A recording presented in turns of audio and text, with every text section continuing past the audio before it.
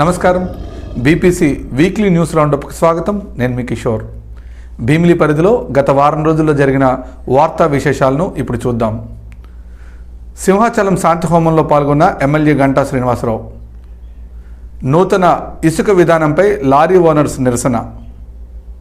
భీమిలిలో ఒడ్డుపోలమ్మ ఉత్సవాలు వైభవంగా జరిగాయి. అవయవదానంపై అవగాహన కార్యక్రమం. వీటితో పాటుగా మరిన్ని వార్తా విశేషాలను ఇప్పుడు చూద్దాం. తిరుమల శ్రీవారి ఆలయంలో గత ప్రభుత్వం నిర్వాహకం వల్ల జరిగిన తప్పిదాలకు ప్రాయశ్చిత్తంగా సింహాచలం నరసింహస్వామివారి దేవాలయంలో నిర్వహించిన సంప్రోక్షణ శాంతి హోమాల్లో భీమిలి ఎమ్మెల్యే గంటా శ్రీనివాసరావు, ఆయనతో పాటు ఎమ్మెల్యేలు పంచకర్ల రమేష్ బాబు, ఘనబాబు పాల్గొన్నారు.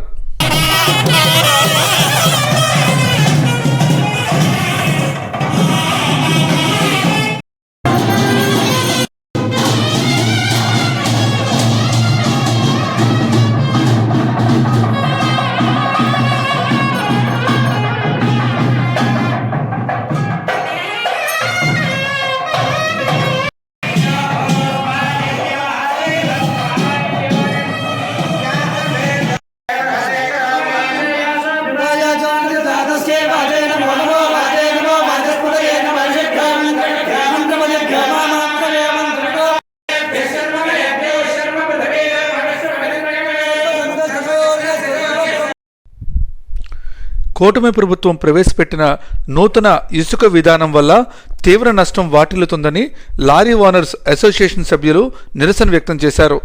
ఆనందపురం మండలం గంభీరంలో జరిగిన కార్యక్రమంలో అసోసియేషన్ సభ్యులు మాట్లాడుతూ ఇసుక అందుబాటులో లేకపోవడం, బ్లాక్ మార్కెట్లో భారీ ధరలకు కొనుగోలు చేయవలసి రావడం వల్ల మాతో పాటు ప్రజలు కూడా తీవ్రంగా నష్టపోతున్నారని, ఈ సమస్యను ప్రభుత్వం వెంటనే పరిష్కరించాలని కోరారు.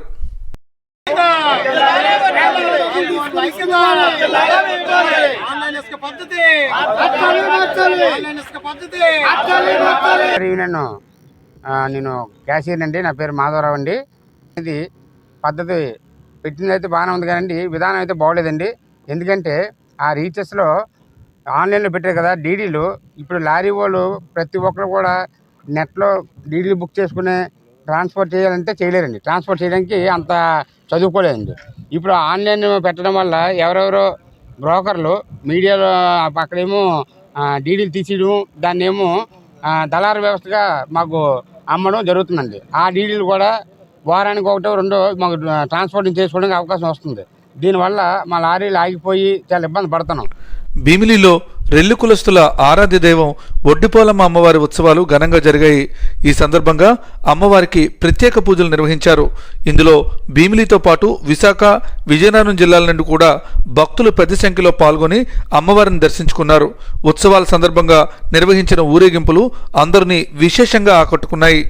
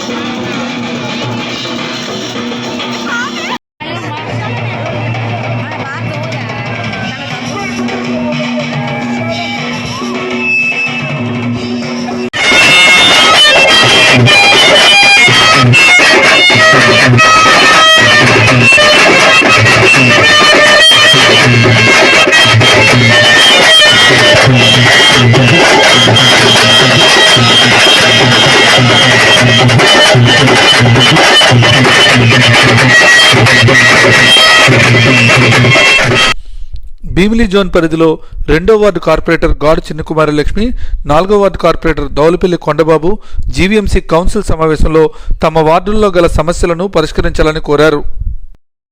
ఆ సచివాలయాలు గ్రామ పంచాయతీలో జరగడం వల్ల అక్కడ సమస్యలన్నీ పెండింగ్ లో ఉండిపోవడం జరుగుతూ ఉంది.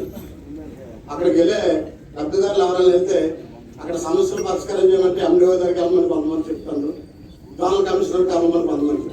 ఈ సమస్య ఇప్పటికీ నేను కార్పొరేటర్ 3 సంవత్సరాలు 6 నెలలు అయినప్పటికీ ఆ సమస్య ఇంకా అలా పెండింగ్ లోనే ఉండిపోయింది. మా వార్డుకి సంబంధించి సర్వే నెంబర్ 314 ప్రభుత్వ స్థానం ఉంది. సుమారు 3000 ఎకరాలు ఉంది మేడం. 314 survey number.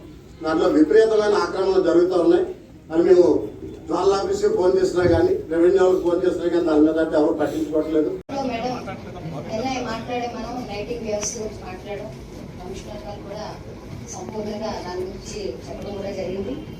త్వరలోనే మా వార్డులో కరెంట్ ఫోర్స్ లైట్స్ ఇప్పించగలరని కోరుకుంటున్నాం. కూటమి ప్రభుత్వం అధికారంలోకి వచ్చి 100 రోజులు పూర్తయిన సందర్భంగా పలు ప్రాంతాల్లో ఇది మంచి ప్రభుత్వం కార్యక్రమాలు జరిగాయి. ఇందులో ప్రభుత్వం చేపట్టిన అభివృద్ధి సంక్షేమ కార్యక్రమాల గురించి అధికారులు ప్రజాప్రతినిధులు ప్రజలకు వివరించారు. ఇందులో భాగంగా కాపులపాడులో జరిగిన కార్యక్రమంలో ఎమ్మెల్యే గంటా శ్రీనివాసరావు పాల్గొని మాట్లాడారు. వైఎస్ఆర్ పార్టీ అధికారంలో ఉండగా 2019 నుంచి 24 దాకా కూడా ఈ రాష్ట్రంలో పరిపాలన చూశారు. ఎలా పరిపాలన సాగిందో, ఎలా అభివృద్ధి జరిగిందో అన్నీ కూడా మన కళ్ళ ముందు కనిపిస్తూనే ఉన్నాయి. 151 సీట్లతోటి 2019లో జగన్మోహన్ రెడ్డి ముఖ్యమంత్రి అయ్యాడు. మరి అయిన దగ్గర నుంచి కూడా పరిపాలన ఎలా సాగిందో నేను మీకు చెప్పనవసరం లేదు, ఎందుకంటే స్వయంగా మీరందరూ కూడా అనుభవించారు. ఎక్కడ గ్రామాల్లో ఒక తట్టెడు మట్టి తీసి ఈ పక్క నుంచి ఆ పక్కేలా ఒక చిన్న అభివృద్ధి కార్యక్రమం జరగలేదు. మొన్న ఎలక్షన్ సమయంలో మన గ్రామాల్లోకి వెళ్తే ఏ గ్రామం వెళ్ళినా ఒక్కటే చెప్పేవాళ్ళు, సార్ మీరు గతంలో 2014-19 మీరు ఎమ్మెల్యేగా మంత్రిగా మన ప్రభుత్వం ఉండగా ఏ అయితే కార్యక్రమాలు చేశారో ఇదిగో ఈ రోడ్డు మనం వేసాం, ఈ కాలువ మనం కట్టాం. భీమిలి సమీపంలో కీటినిపేట సెయింట్ పీటర్స్ చర్చి వద్ద విశాఖకు చెందిన one reality groups CEO doctor Kulidi Suresh Babu ఆధ్వర్యంలో సంగివలస అనిల్ నీరుకొండ ఆసుపత్రి వారి సహకారంతో ఉచిత మెగా వైద్య శిబిరం జరిగింది. ఇందులో పలు విభాగాలకు చెందిన వైద్య నిపుణులు పాల్గొని రోగులను పరీక్షించి మందులను పంపిణీ చేశారు.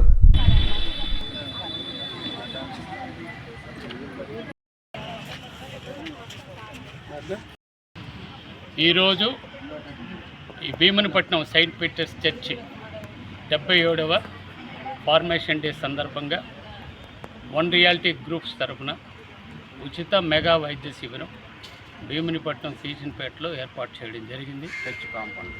ఈ చర్చి కాంపౌండ్లో అనిల్ నీరుకొండ ఆసుపత్రి వాళ్ళు, మేనేజ్మెంట్ వారు, వైద్య సిబ్బంది అందరూ కూడా ఈ ప్రాంతంలోకి విచ్చేసి ఈ పరిసర ప్రజలందరికీ కూడా, ముఖ్యంగా పేద ప్రజలకి ఈ మెగా ఉచిత వైద్య శిబిరం ద్వారా ఒక మంచి జరగాలి, మేలు చేయాలనేటువంటి సదుద్దేశంతో ఉచితంగా వైద్య చికిత్సలు, ఉచితంగా మందుల పంపిణీ, అవసరాన్ని బట్టి మరి నిరుపేదలు ఎవరైనా ఉంటే వారికి కూడా ఉచితంగా ఆపరేషన్లు జరిపించడానికి ఈ వన్ రియాలిటీ గ్రూప్స్ వాళ్ళు సిద్ధంగా ఉన్నాం. భీమిలి నీడీ వెల్ఫేర్ అసోసియేషన్ ఆధ్వర్యంలో అవయవదానంపై అవగాహన కార్యక్రమం జరిగింది. ఇందులో అఖిల భారత శరీర అవయవదాతల సంఘం మరియు Savitribai Phule educational charitable trust chairperson doctor Guduru Seethamahalakshmi పాల్గొన్నారు. ఆమె మాట్లాడుతూ అవయవదానం వల్ల పలువురి ప్రాణాలను కాపాడిన వారమే కాకుండా వారి రూపంలో జీవించి ఉంటామని అన్నారు. అందువల్ల ప్రతి ఒక్కరూ అవయవదానానికి ముందుకు రావాలని కోరారు. ఇదే సందర్భంలో నీడీ వెల్ఫేర్ అధ్యక్షులు కైతపల్లి శ్రీనివాసరావు చారిటబుల్ ట్రస్ట్ వారికి 25,000 రూపాయల విరాళాన్ని అందించారు. బాడీ డొనేట్ చేస్తామని అంటే దానికి ఇంకా చాలా టైం ఉంది. 18 ఏళ్ళు నిండిన వాళ్ళంతా రక్తదానం చేయించాలి. రక్తదానం కూడా ప్రాణదానమే కదా. అంటే ఈవేళ మా ఈ కురవాళ్ళందరూ కూడా మన ఆంధ్ర రాష్ట్రం తెలంగాణలో దీన్ని చేస్తూ కూడా ఈవేళ ప్రాణదాతలుగా ఉన్నవాళ్ళు ఉన్నారు. మేము 60 ఏళ్ళు దాటిన తర్వాత ఏ క్షణం ఎప్పుడు మేము పిలుపు వచ్చినా చనిపోయేటప్పుడు నవ్వుతూ చనిపోవడానికి మాకు ఒక ధైర్యం ఉంది వేళ. ఎందుకంటే నా చాపు వృధా కావడం లేదు. తిరుమల శ్రీవారి లడ్డు వ్యవహారంలో సీఎం చంద్రబాబు నాయుడు వైఖరికి నిరసనగా వైఎస్ఆర్సీపీ శ్రేణులు వెంకటేశ్వర స్వామి ఆలయాల్లో పూజలు నిర్వహించారు. ఋషికొండ వద్ద టీటీడీకి చెందిన శ్రీవారి ఆలయంలో మాజీ మంత్రి గుడివాడ అమర్నాథ్, జీవీఎంసీ మేయర్ హరివెంకట కుమారి, ఎమ్మెల్సీ వరదు కళ్యాణి నాయకులు పాల్గొని పూజలు నిర్వహించారు. అలాగే తగరపువలస వెంకటేశ్వర స్వామి ఆలయంలో 1, 2, 3 వార్డులకు చెందిన నాయకులు పూజలో పాల్గొని కొబ్బరికాయలు కొట్టారు. ఈవో చెప్తున్నారు, మరి ఏది వాడకపోతే ఎక్కడ కల్తీ అయినట్టు? కేవలం రాజకీయం కోసం విజయవాడలో వచ్చినటువంటి ఫ్లడ్స్ని డైవర్ట్ చేయడం కోసం, ఆ ఇష్యూని డైవర్ట్ చేయడం కోసం, ఈరోజు స్టీల్ ప్లాంట్ ప్రైవేటీకరణ అంశం డైవర్ట్ చేయడం కోసం ఈరోజు 4,000 మందిని నేను రాత్రి కాంట్రాక్ట్ కార్మికుల్ని ఈరోజు తీసేసేటువంటి పరిస్థితి వచ్చిందనంటే ఎక్కడికి వెళ్తుంది ప్రభుత్వం? సో